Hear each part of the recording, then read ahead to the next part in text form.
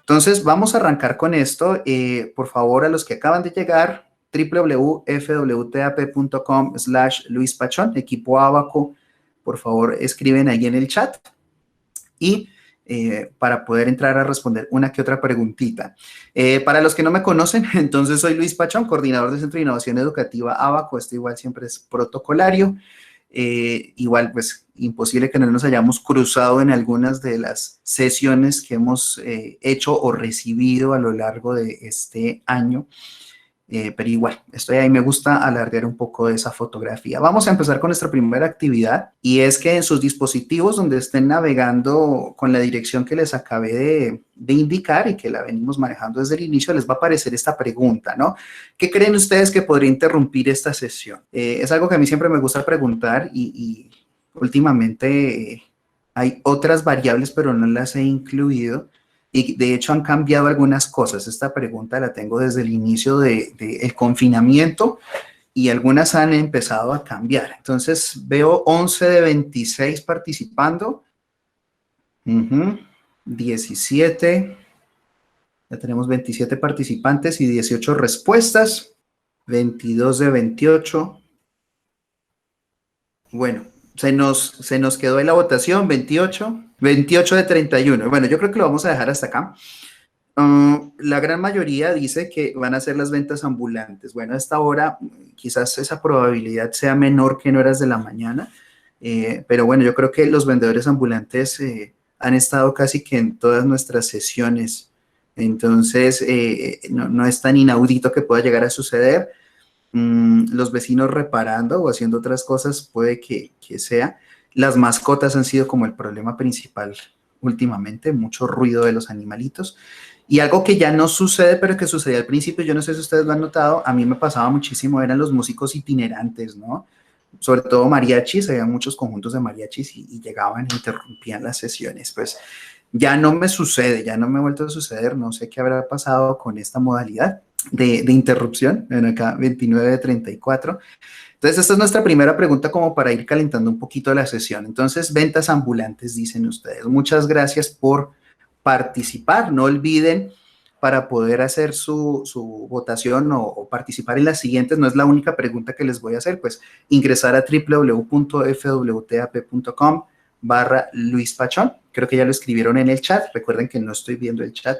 Entonces, en ese caso, no puedo responderles yo directamente, pero sí el equipo Abaco estará ahí.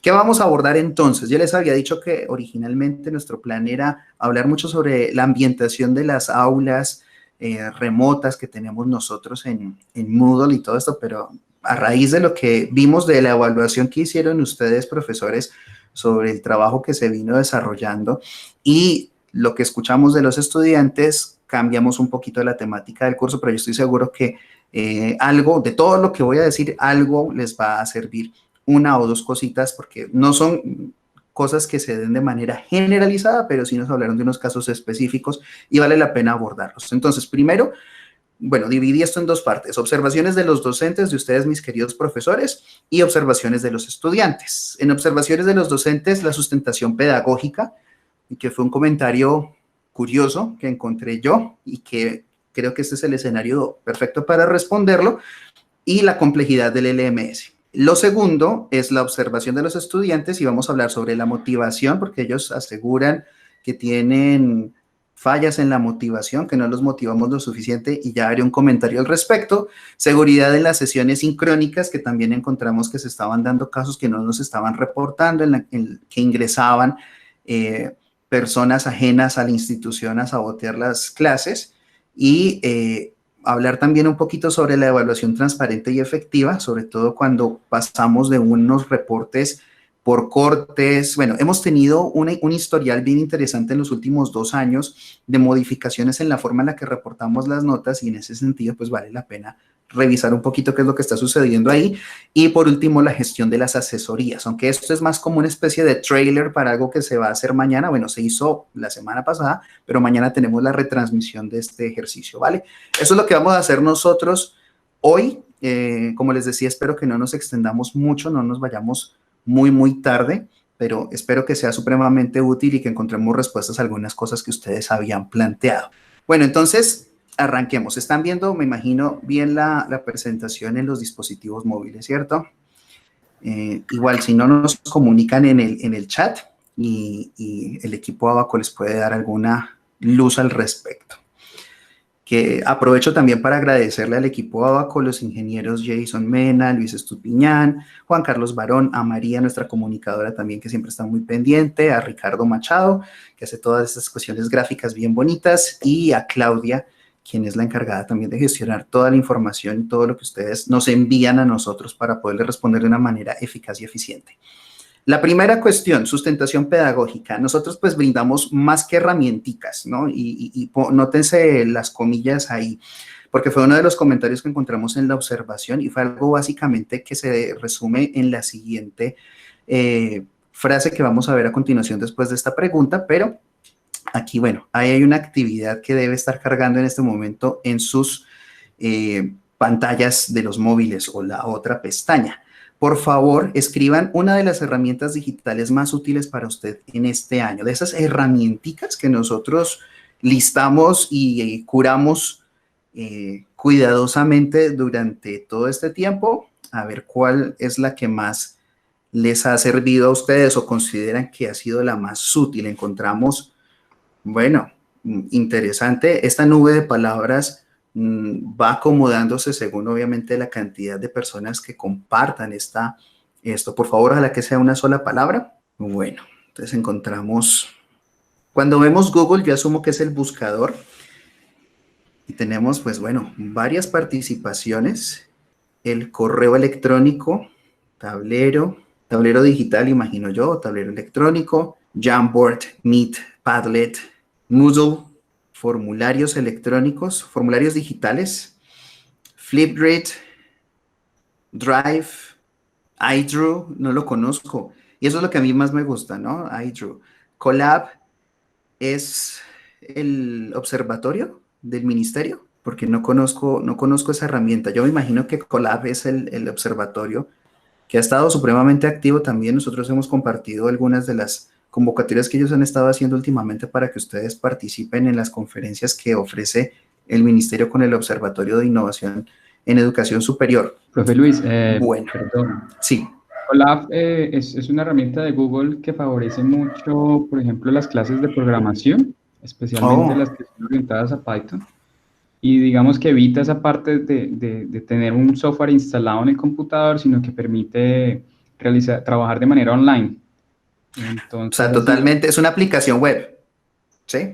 Es como un compilador, una aplicación web, es como ambas en una y es online. Entonces los estudiantes se registran, digamos que montan desarrollan sus algoritmos, sus programas, y digamos que quedan alojados ahí con todas las posibilidades de Google que ofrece el Drive, el compartir, el trabajar colaborativamente, todo esto, pero entonces enfocado hacia la programación y pues digamos que del lado de los que trabajamos en programación ha sido bastante útil. Fantástico, sí, porque usualmente se trabaja en ciertas disciplinas y uno dice, no, pero ¿qué herramientas hay en mi disciplina? Y uno busca y encuentra siempre cositas como muy generales o a veces también muy específicas, pero alejadas de lo que uno maneja y es chévere poder contar como con esto. Nosotros estaremos tomando nota también de este tipo de herramientas porque no todas las conocemos y fantástico porque podemos también ir averiguando y buscando qué hay al respecto y cómo las podemos seguir potencializando. Entonces, igual siempre la invitación es justamente eso, a que nos cuenten qué han usado, qué han trabajado y cómo las podemos nosotros también abordar, porque queremos también salir un poquito siempre de el tradicional Drive y todo esto y hacer las cosas obviamente mucho más enriquecedoras para todas las disciplinas. Muchas gracias por la aclaración, profe. Bueno, yo creo que ya podemos avanzar.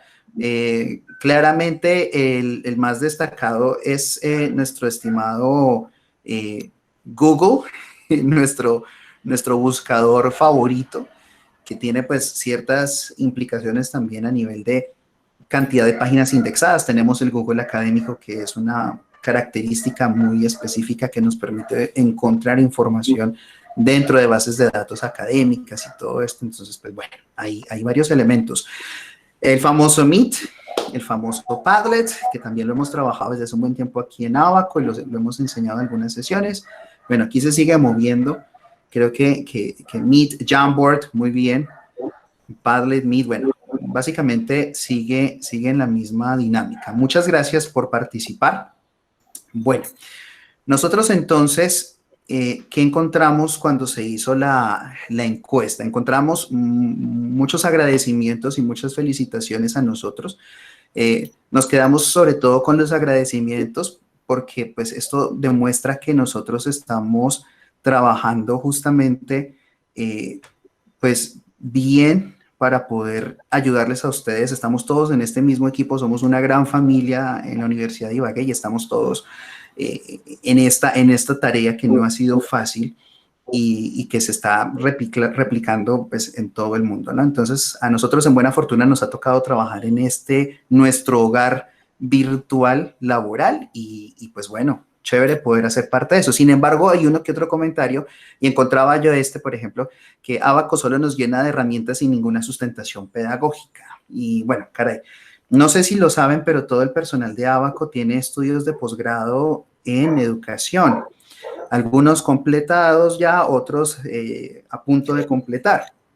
Entonces, en este sentido, nosotros no nos ponemos a buscar en Google qué herramientas podemos poner en un listado en una página, sino que nos fundamentamos en unas tendencias pedagógicas o, bueno, tecnopedagógicas que vale la pena que conozcamos porque seguramente ese comentario proviene de alguien que quizás no ha estado en los procesos que ya el próximo año cumplimos 10 años y ustedes saben, igual que también obtuvimos hace poco el registro de la marca Abaco. Esto significa pues que esto no fue una moda, sino que nosotros vamos a seguir trabajando en este proceso. Entonces, para que no quede que solo mostramos herramienticas, yo les cuento que nosotros hemos basado, aparte de lo que se hablaba tradicionalmente en épocas de la creación de Abaco, de las metodologías activas, de las zonas de desarrollo próximo de Vygotsky, todo este tipo de cosas, yo personalmente deseo ser mucho más pragmático y era lo que hacíamos cuando nos cogió esto por sorpresa en marzo. En una semana no los íbamos a saturar a ustedes de reflexiones pedagógicas ni de dónde parte la teoría para utilizar esto o aquello, sino, caray, necesitamos ser muy eficaces, eficientes y vamos a saltar de una vez a cómo se emplean algunas cosas. Ya la reflexión pedagógica, pues es algo que hacemos todo el tiempo, pero pues puede esperar como para el 10 de diciembre, ¿no? Entonces, nosotros, ¿qué trabajamos? Son 3 modelos principales. Bueno, 2 modelos y una taxonomía. El modelo SAMR es una sigla en inglés, Substitution, Augmentation, Modification and Redefinition, y ahorita vamos a ver cómo funciona esto con nuestras aulas en Moodle. El modelo TPACK, que es Technological, Pedagogical, Content Knowledge, y la famosa, yo creo que ustedes la conocen, la taxonomía de Bloom, porque esto es de los años 40, 50, que se ha revisado más o menos hace como unos 20 años, ya cuando empezó a funcionar todo esto de las aplicaciones web y pues el Internet un poco más accesible. Entonces, bueno, vamos un poquito rápido con esto para no saturarnos. Hablemos inicialmente del modelo SAMR, que en español, bueno, lo trabajamos como sustitución, aumento, modificación y redefinición. Y estas 4 diferentes dimensiones o elementos se dividen en 2 capas llamadas mejora y transformación. Básicamente, ¿a qué hace referencia? Cuando hablamos de la sustitución, encontramos que la tecnología se convierte en una herramienta que sustituye directamente algo que se hacía de manera presencial tradicional, sin ningún cambio funcional dramático, ni que exista algo que nos diga que hay un antes y un después en esto, ¿no? Entonces, por ejemplo, tenemos los textos de Cervantes en línea. Un ejemplo que se maneja. Esto lo estableció Rubén Puentedura en España. Entonces, pues obviamente referenciaba algo que era muy común, los textos de Cervantes. Luego pasamos a la dimensión del aumento, donde la tecnología viene a ser una herramienta de sustitución con unas mejoras respecto a lo anterior, a lo que se manejaba anteriormente. Entonces ya encontramos diccionarios en línea, guías de estudio, documentos, sitios de historia que contrastan lo que está escrito en el Quijote con la realidad de España de esos siglos. Ya cuando se ha pasado esa barrera, alcanzamos algo que es la modificación, y es cuando hablamos de cómo la tecnología permite el rediseño significativo de alguna tarea, ¿no? Entonces ya no es léeme solo el Quijote y búscame qué significaba esta o aquella palabra en español o en castellano de ese entonces, sino que ahora, ¿por qué no haces un video contándonos cuál es el mejor capítulo del Quijote? ¿Mm? Eso viene a ser una modificación. Y una redefinición es cuando ya la tecnología nos permite crear nuevas cosas que antes eran imposibles. Y entonces ahora puedo hacer incluso una animación con Powtoon, donde sale el Quijote y Sancho Panza y cuentan parte del capítulo que a mí me pareció más interesante, ¿no? Eso no lo podíamos hacer antes. Estos son los diferentes modelos o los diferentes, no modelos, las diferentes dimensiones del modelo SAMR. A partir de ellos que nosotros fundamentamos algunas cosas. Ahora bien, nosotros cuando tuvimos que salir a trabajar de una manera remota, y esto es fundamental, y también es algo que es supremamente recomendable, no usemos el término virtual. Nuestra educación no es virtual. El doctor Reyes hace un momento lo estaba explicando muy claramente. Nuestra educación, la que estamos manejando en este momento, es remota. Para que sea virtual tiene que haber una redefinición muy grande de algunas cosas que nosotros en este momento solamente estamos o sustituyendo o aumentando. Me atrevería a decir que en algunos casos incluso hasta modificar un poquito, pero no estamos trabajando en educación virtual. La Universidad de Ibagué no es una universidad virtual. Estamos trabajando como todas las universidades en este momento. Porque los estudiantes, cuando han estado hablando con nosotros, siempre dicen, es que la modalidad virtual, es que la educación virtual, es que las clases virtuales no son clases virtuales, son clases usualmente magistrales, sincrónicas, en las que simplemente estamos sustituyendo el aula en el campus por un espacio digital donde tenemos un navegador conectado a, un computador conectado a la red, en un navegador donde puede utilizarse una plataforma de videoconferencia, ¿no? En ese sentido, por favor, siempre tener cuidado como con el manejo de este lenguaje porque no es virtual. ¿Listo? Bueno, entonces, ejemplos de SAMR con herramienticas. Cuando hablamos de sustitución, entonces, hablamos del famoso Google Meet que ustedes ubicaron en la nube de palabras. El Google Meet nos permite impartir la clase magistral de forma sincrónica, ¿no? Básicamente lo que hacemos es conectarnos, como estamos ahorita todos nosotros mirando un monitor y escuchamos a alguien hablar, y es lo que hacíamos nosotros en el aula, que íbamos, nos sentábamos y escuchábamos al profesor hablar. Independientemente de cómo manejaran las sesiones, ¿no? Tenemos que hay unos que son mucho más magistrales, otros de talleres, bueno, etcétera. Aumento. Con aumento ya podemos entonces empezar a cambiar un poquito lo que se estaba haciendo. Ya no es solamente escuchar la sesión, sino que también el profesor loco le dio por utilizar una aplicación que se llama Flipwit, donde me permite responder algunas preguntas que él haga. Y como esas preguntas las saca de manera intempestiva, entonces yo tengo que estar pendiente porque si no puede que pregunte algo y yo no responda y no queda el registro de lo que respondí. Esa es una manera que podemos tener nosotros de cautivar a los estudiantes, o al menos no de cautivarlos, pero sí de que estén atentos, ¿no? Porque nos pasa que apagan la cámara, nosotros hablando a la cámara todo el tiempo y no sabemos si en realidad ellos están ahí sentados o están dando vueltas por la casa, haciendo un montón de cosas. Entonces, esto ayuda a que estén ahí como en la jugada. Hablemos de modificación entonces. En modificación tenemos otra aplicación que se llama Flipgrid, que nos permite desarrollar foros con video. Ustedes que utilizaron Moodle durante este año, me imagino que estaban familiarizados con el uso de los foros donde los estudiantes preguntaban alguna cosa o compartían alguna tarea por ahí, alguna actividad que uno solía dejarles. Flipgrid nos permite manejar foros de manera similar, pero con la diferencia que la respuesta y la interacción se hace mediante un video, que ese video obviamente uno determina cómo se puede participar, cuánto tiempo, si se puede incluso agregar algo de texto, alguna cuestión de esa manera. Entonces se puede manejar esto de la participación un poco más activa. Además, nuestros estudios, que eso es algo que nosotros pues también valoramos mucho, que se vea el trabajo del estudiante. A mí me encantaría, por ejemplo, recibir los comentarios del curso de comunicación en hipermedios de esta manera, porque algunos estudiantes, son pocos afortunadamente, de 500 estudiantes semestrales suelen ser pocos, pero hay unos que se expresan de una manera supremamente terrible, incluso ni siquiera solo con el curso, sino en general. Descargan tal vez alguna frustración con nosotros y como todo es de manera escrita por correo electrónico, se pierde como esa responsabilidad también de ser el dueño de mis palabras, y cuando lo hago con un foro en video, pues obviamente que me ayuda un poco a moderarme y también a manejar y conservar los límites del respeto en este entorno que es educativo, ¿no? Y por último, hablemos de redefinición.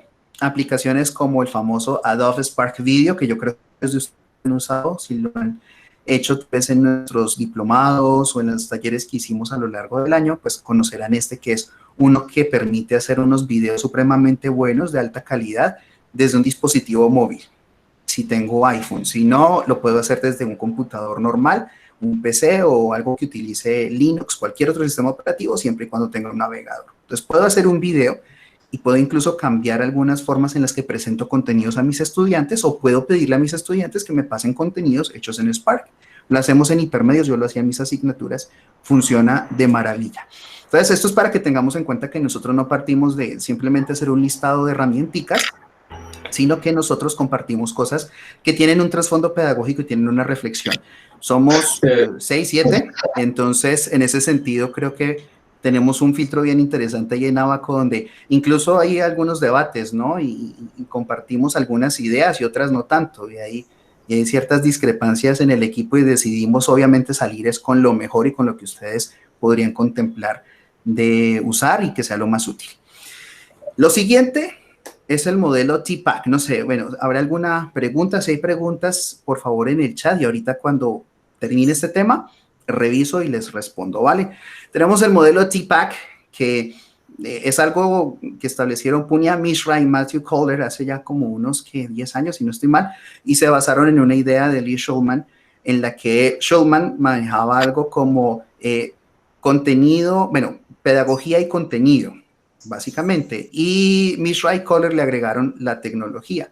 Y básicamente el modelo TPACK es el conjunto de conocimientos interdisciplinares que se deben aplicar a la enseñanza con tecnología.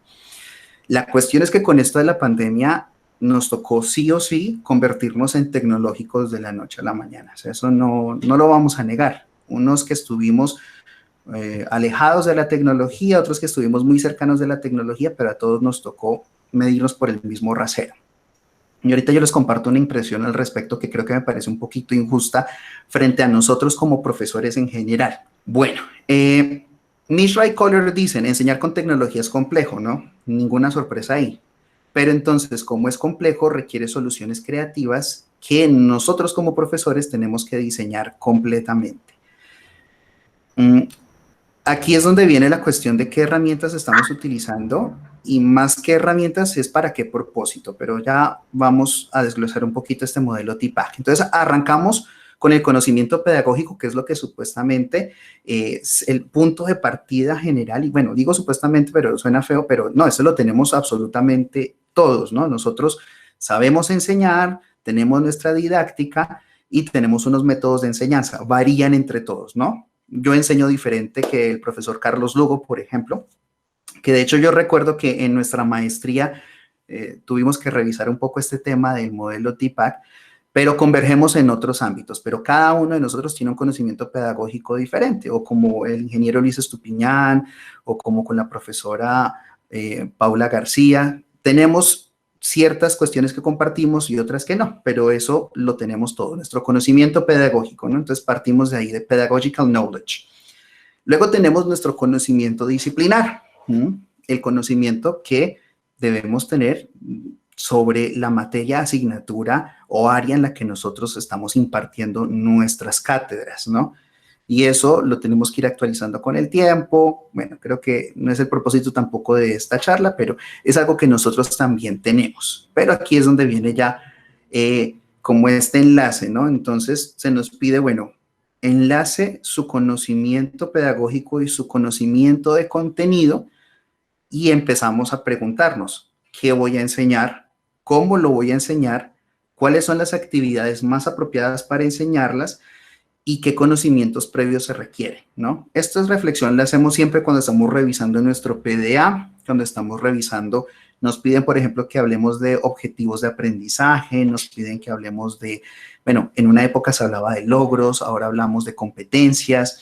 Siempre hay unos términos que vienen como a revolver un poquito nuestras concepciones y nuestros fundamentos, y eso es bueno, eso siempre será muy bueno porque nos invita a reflexionar sobre cómo estamos gestionando nosotros el currículo. Y ahí todo bien hasta que aparece este bendito Technological Knowledge, TK, todo lo relacionado con el conocimiento sobre las TIC. Y uno dice, bueno, hay cosas que yo puedo revisar y que puedo tratar de alcanzar a hacer, y hay otras que quizás tal vez no. Y aquí es donde la cosa se nos empieza un poquito a complicar. Tenemos nuestro conocimiento pedagógico, nuestro conocimiento de contenidos, como enlazo con la tecnología. Entonces, lo empezamos también a ver desde diferentes aristas. ¿Cómo enlazo yo los contenidos disciplinares con las tecnologías correspondientes? Y esto no se adquiere en un webinar de 2 horas, no se adquiere en un diplomado de 90 horas con nosotros. Esto es de un buen tiempo de estar cacharreando, pero no lo digo para que algunos se me desmotiven, no, todo lo contrario. La cuestión es para seguir trabajando y seguir buscando y seguir siendo curiosos. Por ejemplo, un profesor que quiere enseñar algo sobre geometría sabe que existen ciertas herramientas específicas. Hace un momento veíamos una para compilar código, ¿cierto? Aquí estamos hablando de un profesor hipotético de geometría, y el profesor de geometría sabe que existe algo que se llama Descartes o GeoGebra o Wolfram Alpha, pero no todas sirven para lo mismo y no todas están destinadas para el mismo público. Y no hablemos ni siquiera de las características tecnológicas que tienen nuestros estudiantes, porque son totalmente heterogéneas, ¿no? Algunos lo tienen en un celular, otros tienen un computador compartido en casa, creo que esto ya lo hemos tratado muchas veces antes, ¿no? Pero esta es nuestra responsabilidad como profesores, ¿no? Saber qué es lo que nosotros tenemos a la mano para poder impartir estos temas y que sean recibidos de la mejor manera, ¿no? Esto a veces lo podemos hacer nosotros desde Abaco, pero no nos la sabemos todas, y ahí es donde necesitamos como el apoyo de ustedes. Cuando encuentren algo nuevo, algo interesante, algo curioso, pues nos cuentan y nosotros seguimos investigando con ustedes y vemos qué es lo que eso nos puede ofrecer. Entonces aquí empezamos como articular esto, ¿no? Luego, ahora viene el conocimiento tecnológico y pedagógico. ¿Cómo debo enseñar cuando yo estoy empleando tecnología? Que viene ahora en la segunda parte de las observaciones de los estudiantes, ¿no? ¿Qué situaciones son las más adecuadas? ¿Qué tipo de aspectos positivos o negativos me trae el uso de la tecnología? Y esto era, por ejemplo, cuando todavía nos debatíamos hace unos 2 años, 3 años, todavía pensábamos que el usar los celulares en clase debía prohibirse, ¿no? Ahora creo, bueno, ustedes saben que a nivel mundial hubo una serie de prohibiciones, empezó Francia restringiendo el uso de móviles.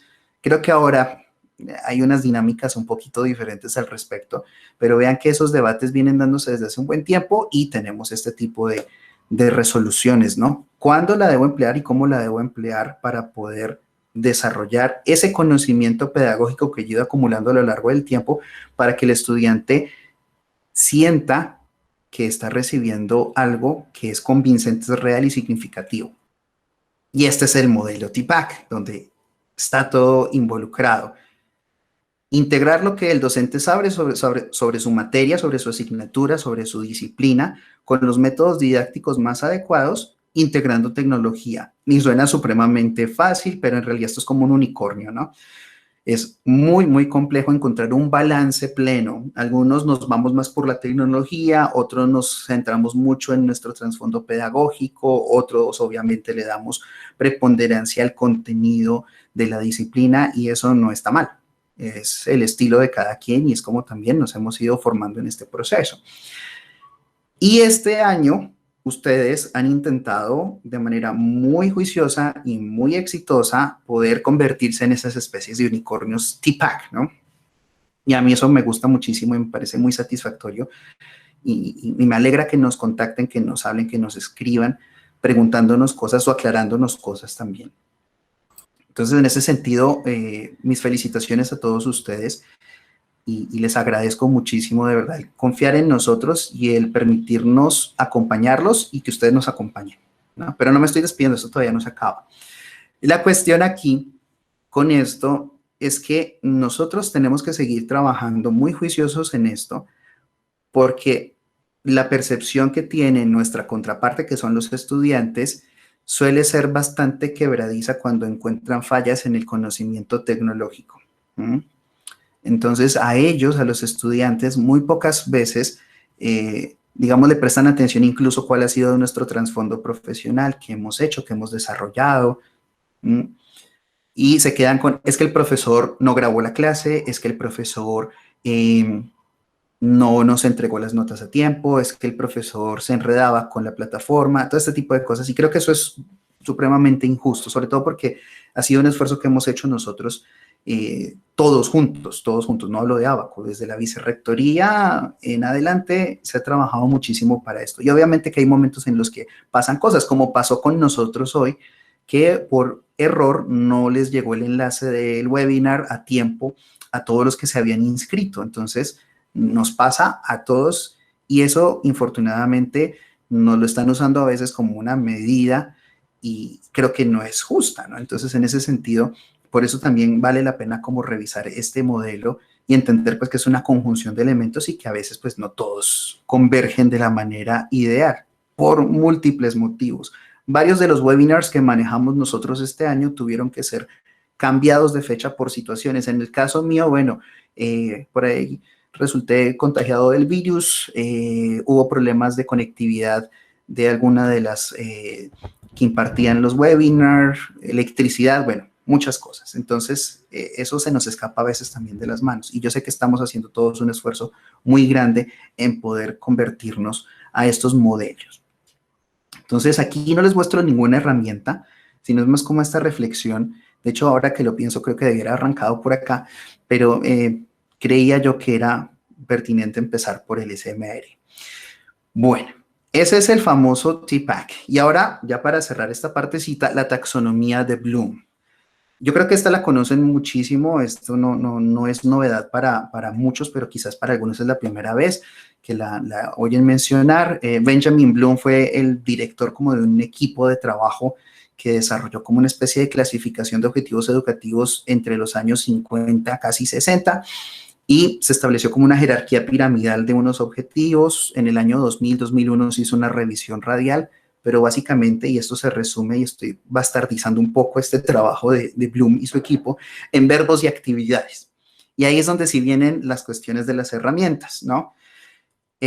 Igual, hay de todas formas y colores. Si ustedes buscan taxonomía de Bloom en el navegador, encontrarán imágenes desde el año 2000 hasta 2019, donde la presentan de diferentes maneras. Hay unas que todavía la representan en forma piramidal, como si fuera una jerarquía. Aquí la tenemos en unas columnas con verbos por nivel de complejidad más bajo a nivel de complejidad alto, con verbos o categorías como recordar, comprender, aplicar, analizar, evaluar y crear. Yo recientemente encontré una que me parece supremamente curiosa. A mí me gusta más esta que encontré yo, que es la tabla periódica de actividades digitales según la taxonomía de Bloom. La taxonomía de Bloom era para actividades obviamente presenciales tradicionales en los años 49 a 56. Esta ya nos habla de actividades digitales y tenemos las mismas categorías o los mismos verbos principales con diferentes subactividades o subverbos en infinitivo que nos permiten obviamente determinar qué es lo que nosotros queremos hacer, y esto se enlaza con los objetivos de aprendizaje que venimos hablando desde hace más o menos como 1 año y medio en la universidad al respecto. Tenemos entonces el recordar, el entender, el aplicar, el analizar, el evaluar y el crear. Recordar siempre va a ser lo más elemental y crear va a ser lo más complejo, o al menos así nos lo plantea la taxonomía de Bloom. Pero aquí simplemente nos lo distribuyen con unos colores bastante llamativos y creo pues que tiene bastante sentido y nos sirve como para recordar.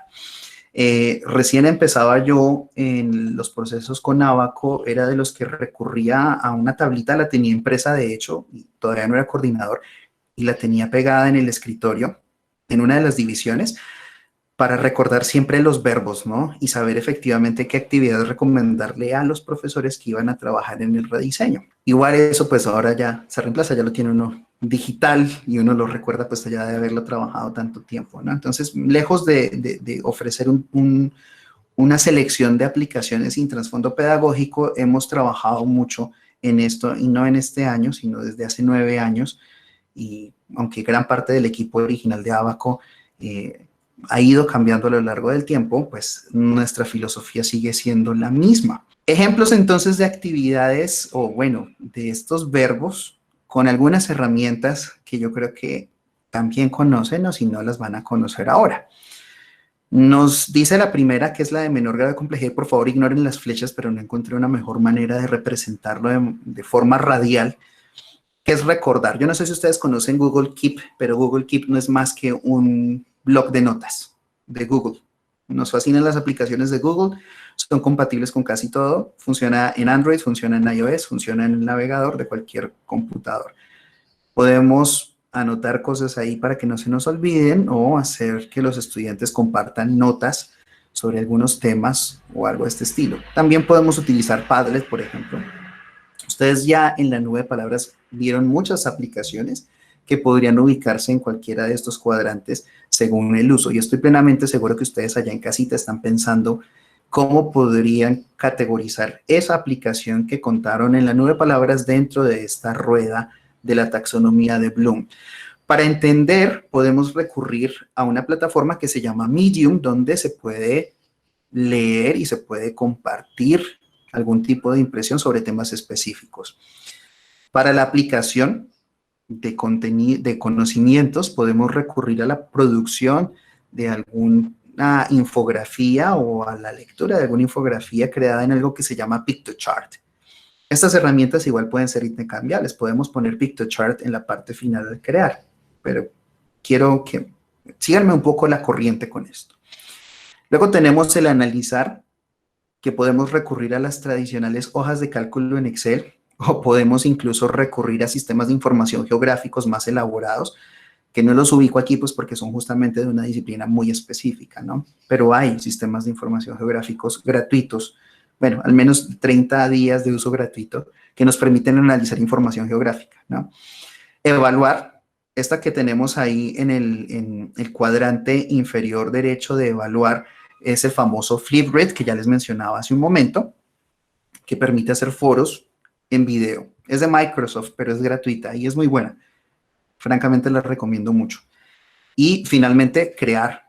Aquí podemos ubicar cualquier software como Photoshop, como Illustrator, pero yo ubiqué uno que es gratuito, que enseñamos nosotros en el diplomado y que es el famoso GIMP, que algunos aman, otros odian. Yo soy más bien indiferente. El ingeniero Luis Estupiñán debe estar haciendo caras en este momento porque él es fan de GIMP y sabe que tiene un potencial bien interesante, pero pues igual.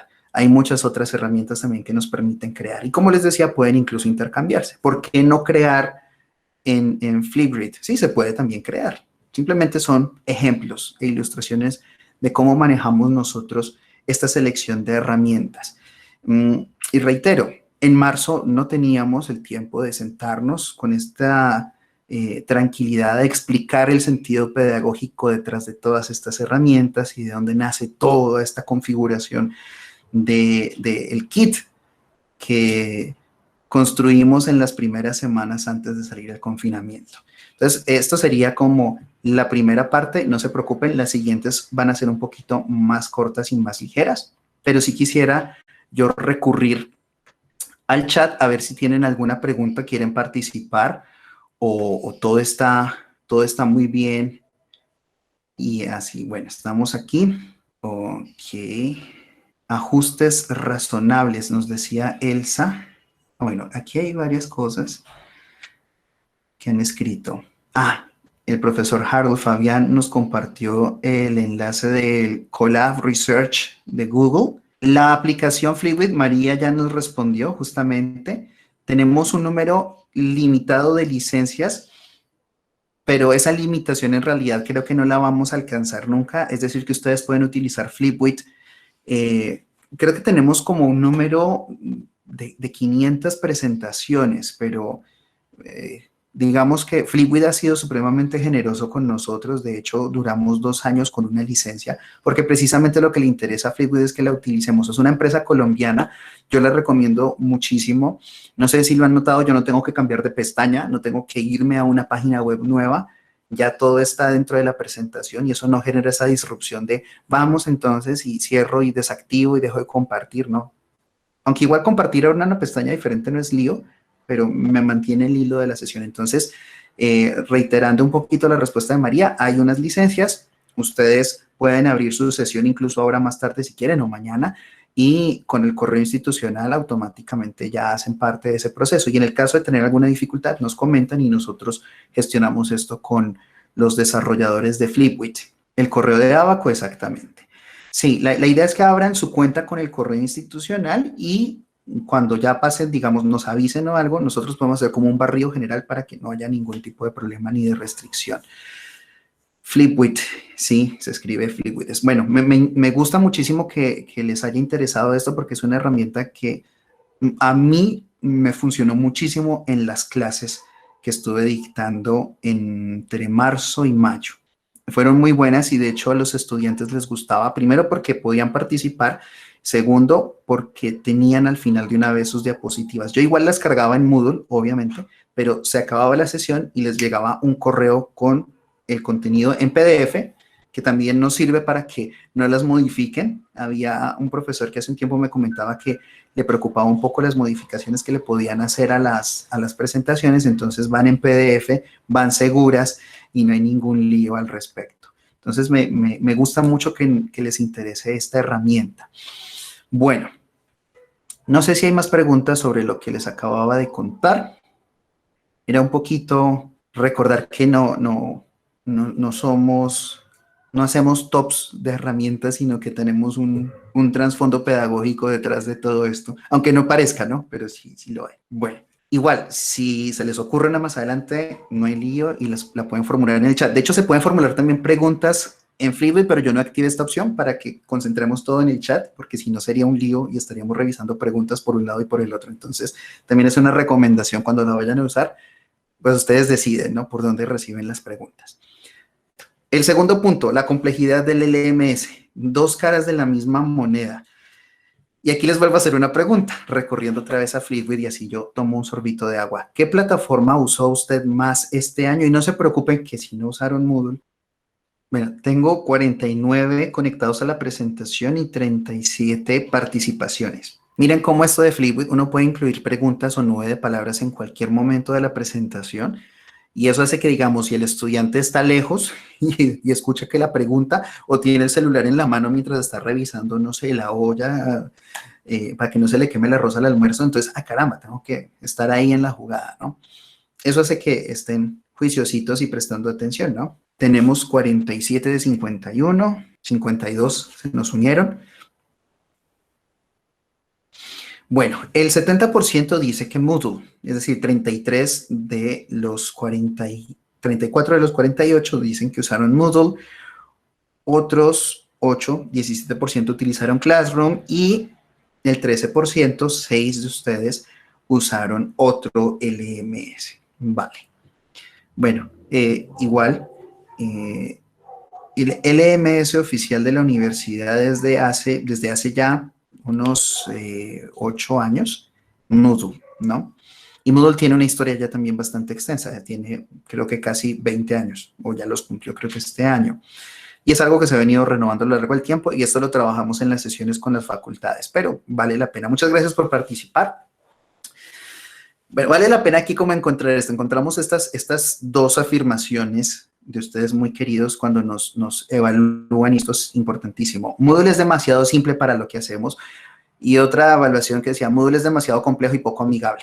Moodle es Moodle, básicamente. Moodle es Moodle. Algunos lo ven con muy buenos ojos, otros no, otros se sienten más cómodos con otros LMS. Lo importante cuando nosotros hicimos la transición era que los estudiantes tuvieran una buena experiencia de usuario y esa historia ya la conté en su momento, ¿no? De cómo hay unos elementos que convergen en la experiencia de usuario y yo no sé si a ustedes les llegó algún comentario al respecto, pero esta vez no tuvimos ninguna o al menos que yo haya visto, ninguna observación respecto a la discrepancia entre que un profesor use una y otro otra y otro otra y otra plataforma, que veían estudiantes que decían que estaban utilizando como 4 plataformas diferentes según el profesor que estaba impartiendo la asignatura. Entonces creo que ese objetivo de la experiencia de usuario se alcanzó y eso es algo muy positivo. Yo lo que quiero reafirmar aquí muy rápidamente es que nosotros estamos apegados a algunas opciones que nos pueden parecer más simples o elementales por la facilidad del uso y porque tal vez en su momento nosotros desde Abaco también la sugerimos como una solución práctica e inmediata. Necesitábamos salir a ofrecerle a los estudiantes su continuidad en la modalidad remota, pero Moodle no nos daba la talla, no porque no es una plataforma robusta, sino porque existían unas limitaciones contractuales que ahora se resolvieron plenamente y el próximo año, ustedes ya vieron un correo, vamos a tener nuestra plataforma in-house, es decir, en servidores propios de la universidad. No tenemos que estar pidiéndole a un tercero que nos aumente la capacidad porque ya tenemos una capacidad elástica que aumenta o disminuye según la demanda que tenga en cuanto a estudiantes. Y así, supremamente sencillo. Moodle versus Classroom. Lo primerísimo que hay que decir, Moodle es un LMS, un sistema de gestión del aprendizaje. Google Classroom no lo es. Google Classroom es una herramienta social de aprendizaje. Todo el aprendizaje es social, sí, pero no es un sistema de gestión del aprendizaje. Es aprendizaje social. Moodle tiene recursos esenciales. Algunas de las observaciones parecidas a las del anterior es que solo tiene foros, solo tiene tareas, solo tiene evaluaciones, pero dentro de todas esas cosas hay unas variedades bien interesantes. Por ejemplo, los talleres colaborativos de coevaluación donde los estudiantes evalúan a sus pares y hay una evaluación del profesor. Lo que pasa es que a veces no las exploramos o quizás no las conocíamos porque eso lo impartimos en el diplomado 2. Google Classroom está pensada para educación K12. Ustedes saben que en Estados Unidos el K-12 significa desde kindergarten hasta el año 12, ¿no? De formación secundaria.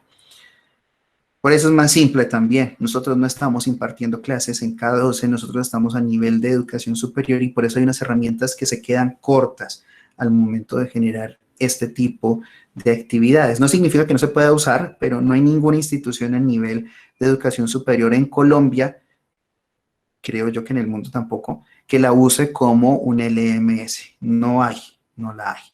Entonces, se maneja como complemento o en algunos casos como para proyectos específicos, pero no es un LMS. Nosotros en Moodle tenemos integraciones y plugins, que era algo que teníamos limitado con nuestro proveedor de antes y ahora no va a ser así. Vamos a poder probar con muchas cosas y vamos a poder hacer muchos experimentos, obviamente en un entorno controlado para que no afecte la plataforma principal. Eso ya es un detalle como que lo manejamos nosotros con el Centro de Gestión de Redes para agregar cosas que nos puedan servir. Otro importante dato es que Moodle nos permite comercializar programas de formación, aunque no lo requeriríamos en este momento, sobre todo teniendo en cuenta el convenio que se acaba de firmar con Coursera, mientras que Google Classroom no permite esa comercialización. No está destinado para ofrecer cursos masivos abiertos en línea ni cursos a nivel institucional, por lo mismo que les decía hace un rato. No es un LMS oficial de una institución educativa. La interfaz gráfica de Moodle para algunos es aburrida, pero se basa en temas personalizables. Entre más detalles tenga, más lento va a ser su carga. Y la idea es que los estudiantes puedan acceder a ella sin ningún inconveniente. La interfaz gráfica de Google Classroom es mucho más intuitiva, eso no lo voy a poder negar, y pues también es muchísimo más ligera, pero pues por esa simplicidad también se sacrifican algunas cosas. Por otra parte, Moodle nos permite manejar contenidos producidos en código abierto. Recuerden que hace un momento el doctor Reyes nos hablaba de que se pueden producir contenidos en Coursera, pero esos contenidos en Coursera, dentro del convenio, también están dentro de un código abierto, es decir, que los podemos mover de una plataforma a otra. Lo de Moodle también. De hecho, la migración que vamos a hacer nosotros con Moodle es posible gracias a eso. Nuestros cursos se van a poder pasar porque están en un formato que es de código abierto.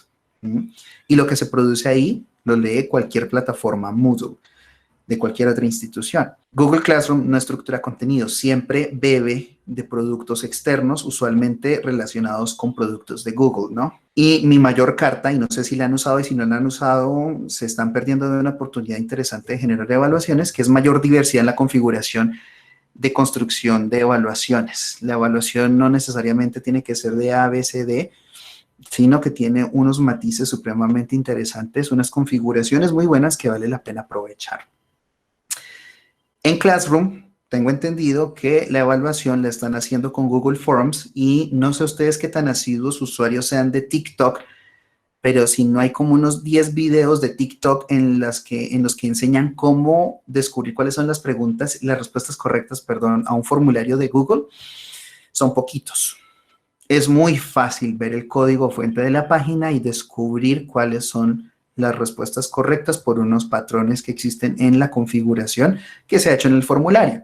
Y en ese sentido, por eso nosotros recomendamos siempre Moodle. Moodle no nos permite evitar que alguien esté detrás contándole al estudiante cuál es la respuesta correcta. No podemos controlar que el estudiante no esté mirando la pantalla de su dispositivo móvil de costado, ahí al ladito. No nos sirve para eso tampoco, pero Google Classroom tampoco, y de hecho es más vulnerable. Yo no recomiendo que se hagan evaluaciones en Google Forms, son muy limitadas. Básicamente esos son algunos de los argumentos. Sin embargo, qué bien que igual sigan explorando otras alternativas. Recuerden comentarnos lo que ustedes encuentren. No somos tercos, no somos tampoco cerrados a esas perspectivas y de hecho nos gusta. Recuerden que nosotros hicimos tutoriales de Classroom en el momento en que se necesitaron en marzo. Entonces, no es que seamos enemigos de Classroom, solo que si podemos y sabemos cómo usar Moodle, pues recurramos a esto.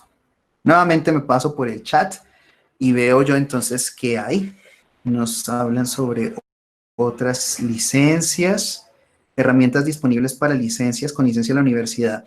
Adicional a Fleetwit que le hemos comentado ahorita, no hay otras de las que ustedes ya no tengan conocimiento. Ustedes saben que tenemos acceso a la suite de Google, tenemos algunos softwares especializados. La mayoría de esas licencias las trabaja el Centro de Gestión de Redes y, bueno, esa pregunta me hace a mí generar una idea y creo que es pertinente que hagamos también como una especie de listado con lo que hay disponible.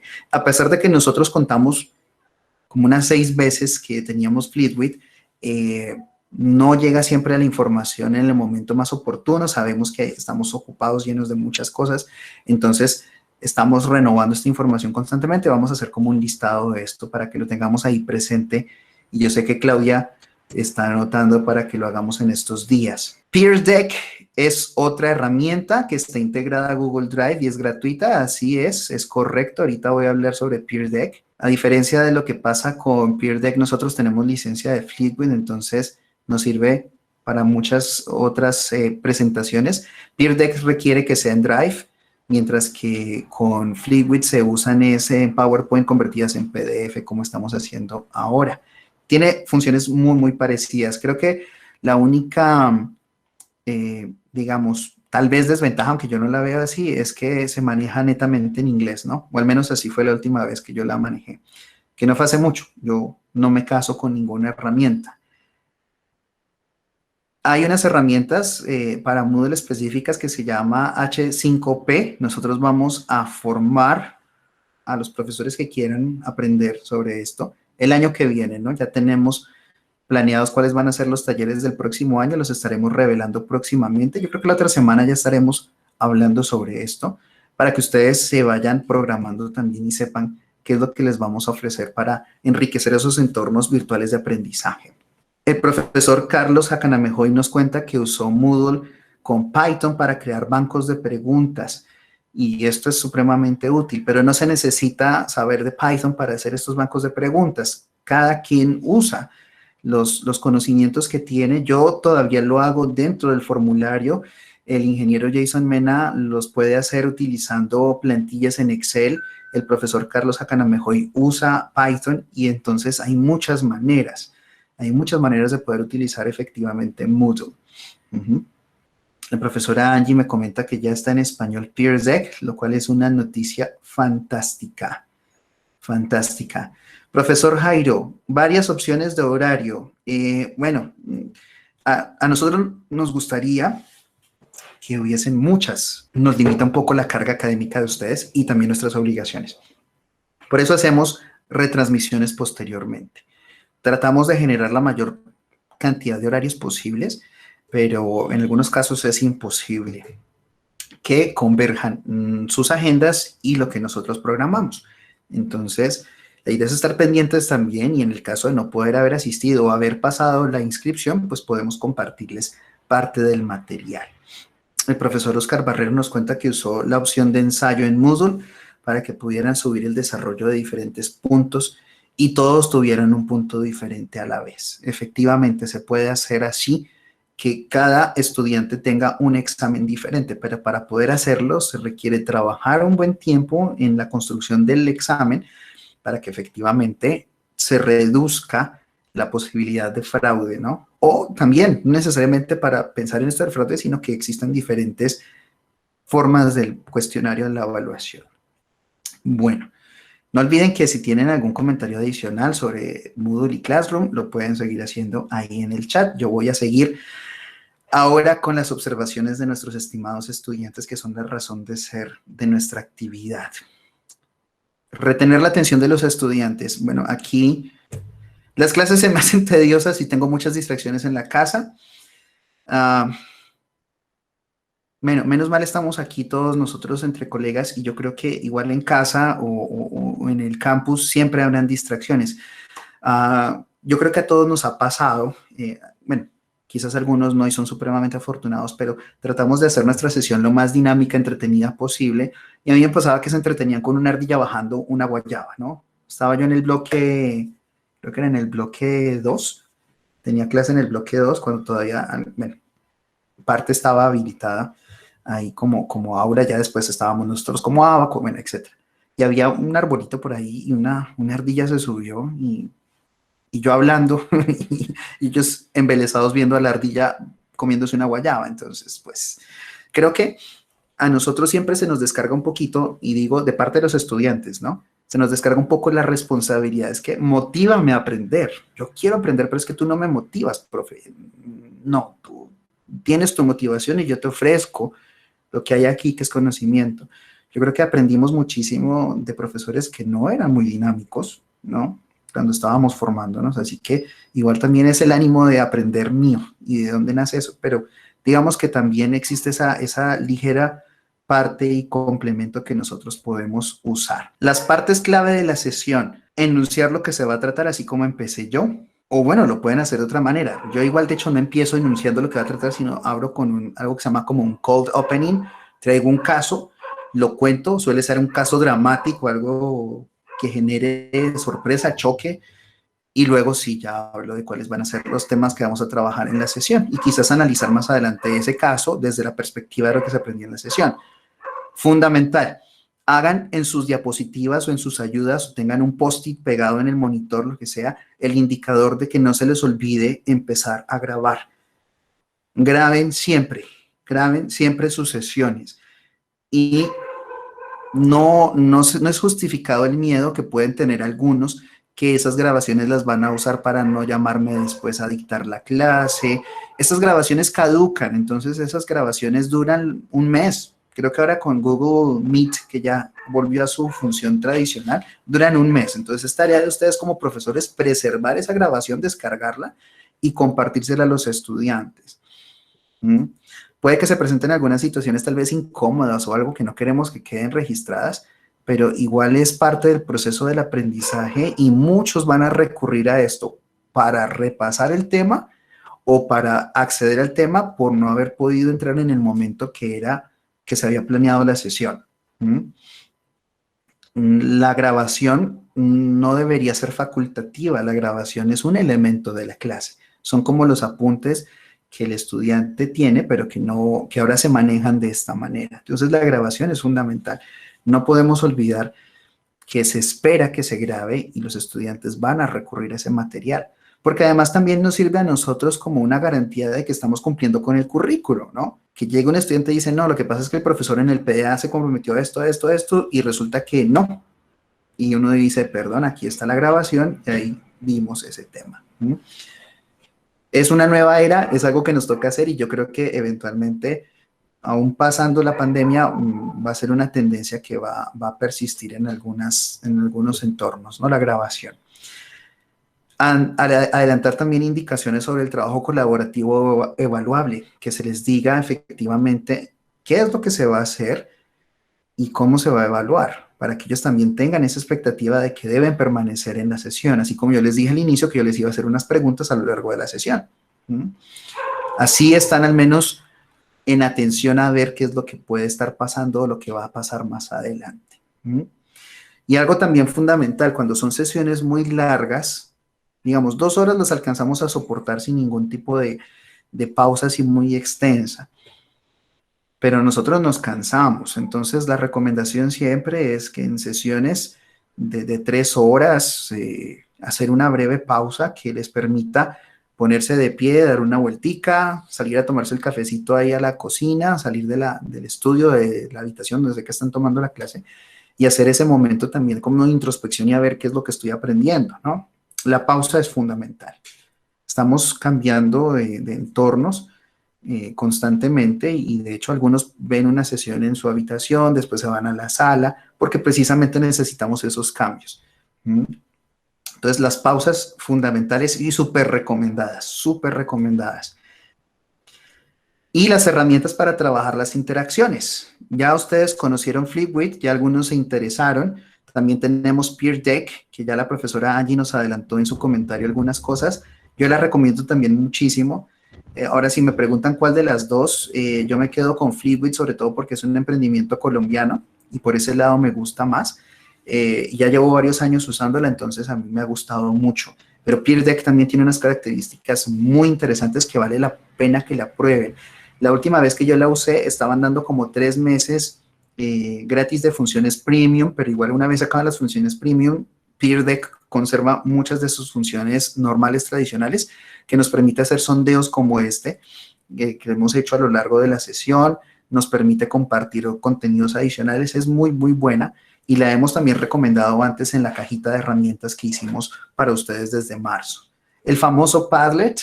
A mí me encanta Padlet porque también me permite ver en tiempo real lo que están produciendo y podemos regresar a la taxonomía de Bloom y ver dónde está Padlet, a ver en qué parte, si es en creación o si es en recordar, que se puede ubicar de hecho en casi cada uno de los cuadrantes de la taxonomía de Bloom. Varios mencionaron Mentimeter en la nube de palabras, bastante usada últimamente, bastante práctica. Tiene unas limitaciones en su versión gratuita y Mentimeter, pues bueno, igual nos ayuda también a hacer cositas así y también nos puede ayudar a representar la información de manera diferente, que es algo que me gusta de Mentimeter. Hay otra que no puse aquí, que yo usé durante mucho tiempo, que se llama Poll Everywhere.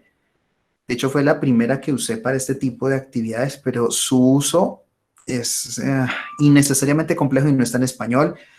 Y le han ido recortando funciones a la versión gratuita, entonces por eso no la recomiendo. Y otras como Stormboard, que nos permiten hacer trabajos colaborativos y así como esas, hay muchas otras. Hay una que a mí me gusta que se llama Classroom Screen, que nos permite tener como una especie de panel de control de la clase, entonces puedo ponerles un temporizador cuando estamos haciendo la sesión sincrónica. De hecho, creo que les voy a mostrar aquí. No la puse en la diapositiva, no sé por qué, pero esto es lo que aparece cuando yo uso Classroom Screen. Bueno, alguno de mis compañeros en Abaco piensa que es demasiado llena de cosas. A mí me parece genial, por ejemplo, para usar un timer que me permita a mí decirles a los chicos, bueno, tienen 10 minutos para desarrollar esta actividad y el timer está corriendo en pantalla y cuando termina hay una alarma. Y eso indica también que ya es hora de volver a la sesión como tal o activar las cámaras o los micrófonos y seguir trabajando. Classroom Screen. Hay muchas otras, pero esta es la que a mí me parece más ligera, más, ¿por qué no? Chévere y me parece interesante. Tiene de todo, tiene hasta dados, por ejemplo, si queremos llamar a alguien aleatoriamente, muchas cosas. Incluso acá, nombre aleatorio, me permite a mí seleccionar un listado, por ejemplo, copio el listado del CIA, lo pego aquí y selecciono aleatoriamente quién participaría. Creo que ayuda un poquito a manejar esas interacciones más dinámicas con los estudiantes. Recuerden, igual yo soy de los que creo que si tú estás estudiando una carrera, esa es tu motivación, ser profesional, no que se hagan muchas cosas. De hecho,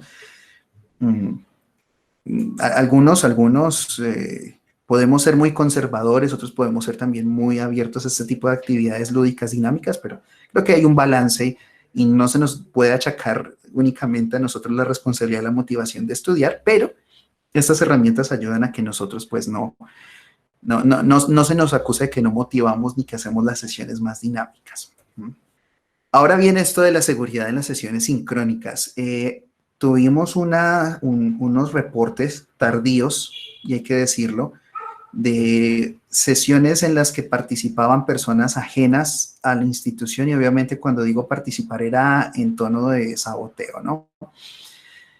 Y en ese sentido nosotros en agosto enviamos unas recomendaciones, pero creo que vale la pena que las recordemos ahora para que las tengamos presentes cuando retomemos nuestras labores de clase, de cátedra el próximo semestre. Entonces, un video cortito de 2 minutos, que si no lo han visto, entonces para algunos será la premier de este instructivo, sesiones seguras en Meet, que igual se los vamos a reenviar con la información de esta sesión, ¿vale? Todos unidos por un Ibagué. Participantes indeseados, usuarios disruptivos, interlocutores ajenos a la clase. Abaco se permite compartir las siguientes recomendaciones para generar sesiones sincrónicas seguras con Google Meet. Primero, crear el evento en el calendario de Google e invitar a los estudiantes con su correo institucional.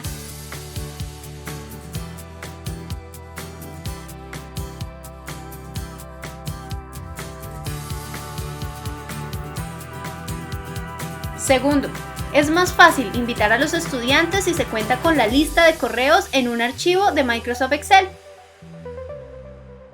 Y luego de copiarla, se pega en la casilla de invitados de Meet. Tercero, desactivar la opción invitar a otros.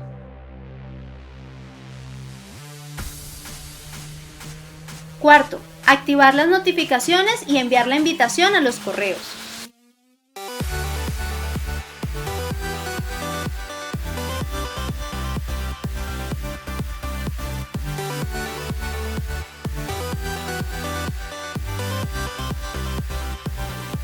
Quinto, invitar a los estudiantes a ingresar a las sesiones sincrónicas en video utilizando su cuenta de correo institucional.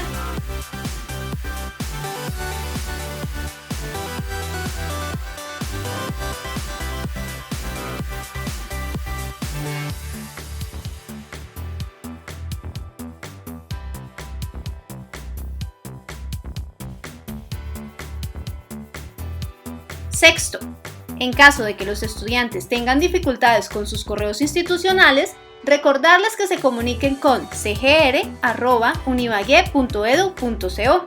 Recuerden que estamos a un clic de distancia. Bueno, son recomendaciones que no sobran y nos permiten manejar un control más estricto sobre las plataformas que utilizamos nosotros para comunicarnos con los estudiantes. En este caso hablamos principalmente de Meet, pero yo quisiera que ustedes me dijeran, y ya estamos entrando en la recta final, ya son nuestros últimos temas, ¿qué plataforma de videoconferencia usó este año? Está el consabido Zoom, que ha ido mejorando algunas características en materia de seguridad.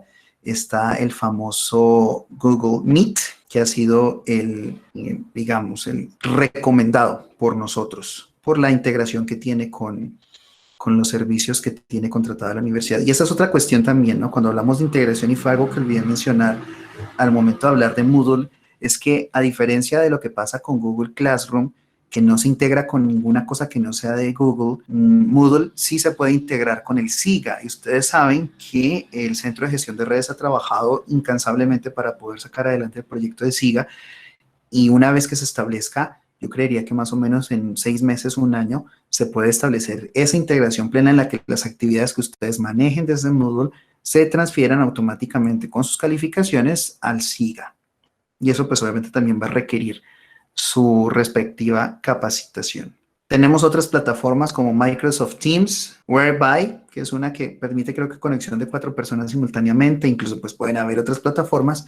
Vamos a ver entonces de los 38 participantes qué fue lo que decidieron compartir con nosotros.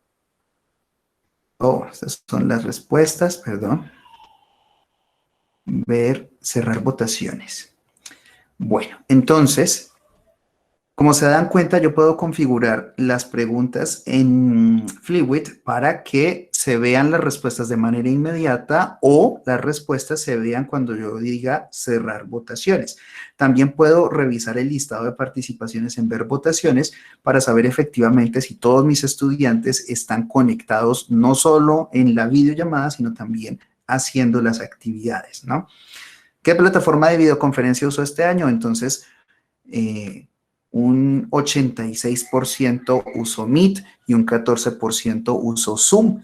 Aquellos que han estado usando Meet en los últimos meses se han dado cuenta que Meet ha ido cambiando algunas de sus funciones. Tiene la difusión del fondo, tiene la función ahora de levantar la mano. Hay funciones adicionales que se hacen con algunos plugins, pero estoy plenamente seguro que para el próximo año Meet va a tener unas características muy, muy similares a las que manejan Zoom y a las que manejan Microsoft Teams. No olviden que Teams lo podemos también usar, aunque creo que ya para el próximo año no tanto, pero Meet siempre va a ser nuestra opción recomendada y con estos factores de seguridad que les mostré hace un momento nos van a ayudar a manejar esto de una manera muy, muy positiva, sin interrupciones de terceros que nos pues arruinen la sesión, ¿no? Entonces, el video igual se los vamos a compartir más tardecito en un correo o mañana, temprano en un correo, para poder seguir nosotros avanzando. Bueno, evaluación transparente y efectiva. Las cuentas claras con nuestros estudiantes. Hablaba yo de los tiempos o los cortes, cómo han cambiado tanto, cómo han variado tanto. Y algunos comentarios de nuestros estudiantes eran respecto a la oportunidad o la retroalimentación oportuna y también a la claridad de la información en cómo van a ser evaluados, ¿no? Se recomienda ampliamente el uso de rúbricas de evaluación, es algo que hemos tratado en Abaco desde hace un buen tiempo, incluso en uno de los congresos internacionales de pedagogía y TIC trajimos a un experto en rúbricas, Alejandro Montes de la Universidad Javeriana, nos estuvo acompañando en este proceso y bueno, recuperaremos algo de eso también con una publicación que vamos a tener a principios del próximo año, que es una guía de cómo hacer las rúbricas, así como la agenda digital Abaco y la publicación de Moodle. Vamos a tener una revista sobre el uso de rúbricas. Y estas son recomendaciones muy, muy personales, ¿no? Yo les invito a que evitemos la evaluación memorística. Recordemos que eso hace parte como de las actividades menos complejas según la taxonomía de Bloom, ¿no? Las últimas veces que yo he ido al médico he visto que mis doctores revisan el vademecum digital. Entonces, esta filosofía, no sé si es positivo, si es negativo, solamente sé qué es. Y es lo que está sucediendo ahorita. Esta evaluación memorística, si la manejamos nosotros, se nos desarma fácilmente y es muy vulnerable a los fraudes.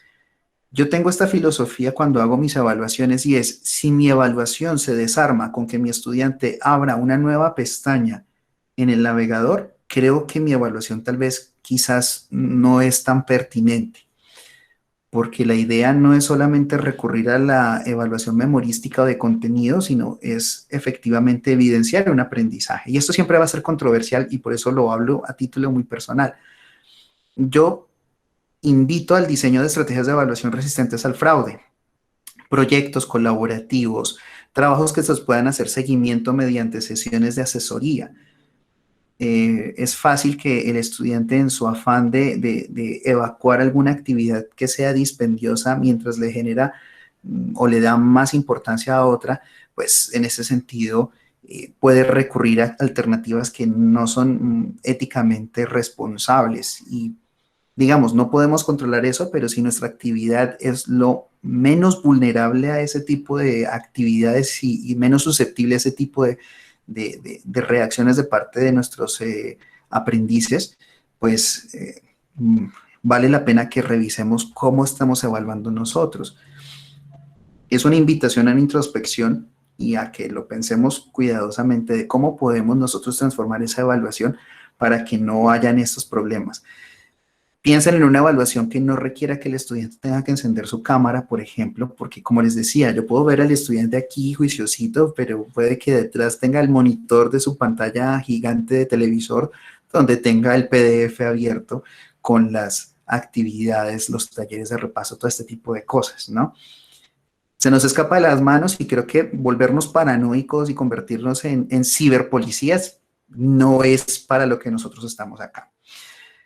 Y la última recomendación, y esta sí no es tan a título propio, eso lo decían los mismos estudiantes en sus consideraciones, es la retroalimentación oportuna, que les brindemos una retroalimentación a ellos dentro de lo que nos establece el reglamento, porque algunos, y obviamente hablaban de casos muy puntuales, muy específicos, pero sí se estaba viendo que había como un rezago en la entrega de las calificaciones. Y bueno, eso lo hemos experimentado varios en algún momento.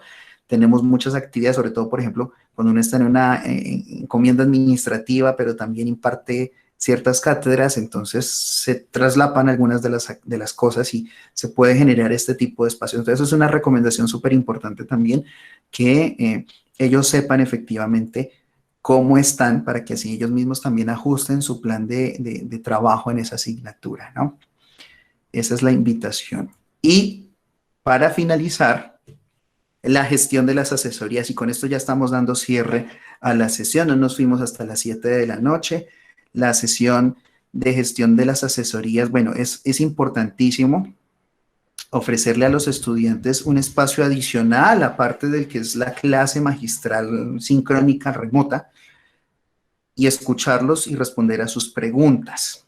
Las asesorías se pueden manejar igual también mediante pregunta y respuesta en el foro, pero los estudiantes, al nosotros no manejar una modalidad virtual, están siempre a la expectativa de reunirse con su profesor para preguntarle.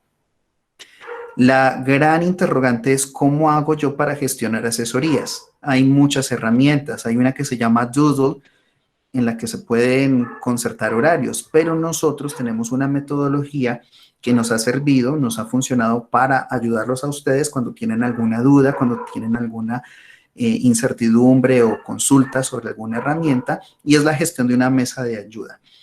En ese sentido, tenemos mañana, 11 de diciembre a las 11 de la mañana, la retransmisión del webinar Mesa de Ayuda y Combinación de Correspondencia, a cargo de Claudia Orjuela.